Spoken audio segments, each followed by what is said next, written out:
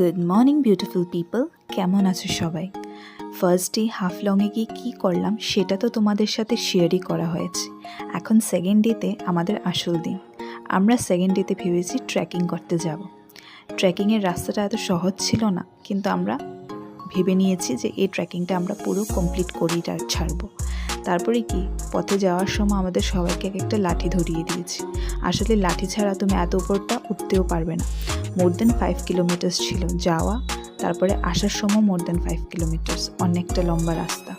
আমরা প্রথমে তো ভেবেছি কি হবে, আমরা পেরিয়ে নেব, কিন্তু এই দেখো সরু সরু রাস্তা দিয়ে, উঁচা নাচার রাস্তা দিয়ে নামতে হচ্ছে, উঠতে হচ্ছে। খুব কষ্ট করে আমরা নেমেছি, খুব কষ্ট করে উঠেছি, কেন কি এটা আমাদের ডেলি তো কাজ না এইসব রাস্তা দিয়ে ওঠা নামা।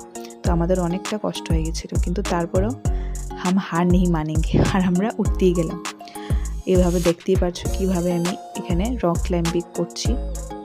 সবাই একসাথে মিলে হাতে হাত ধরে উঠলাম উপরে উঠে গিয়ে আমাদের যে ভিলেজটা ছিল ওই ভিলেজটার কাছাকাছি এসে আমরা একটু রেস্ট নেওয়ার জন্য টাইম পেয়েছি।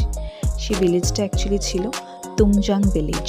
সেই তুমজাং ভিলেজে আমরা গিয়ে একটু রেস্ট করে নিয়েছি। এই হয়েছে জায়গাটা।